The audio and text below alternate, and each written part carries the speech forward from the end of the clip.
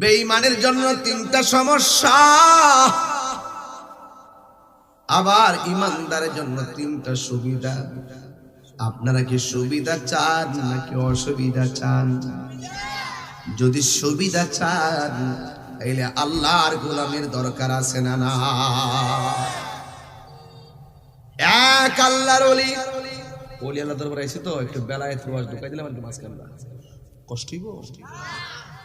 ওলি আল্লাহ কেমনে হইছে? ওলি আল্লাহদের বেলায়েতের পাওয়ার আছে না নাই? আসেনি রে পাগলা। আল্লাহ রাব্বুল আলামিনের বন্ধু যারা হবে, দুনিয়াতে কোনো ভয় নাই, আখিরাতে তাদের কোনো চিন্তা নাই।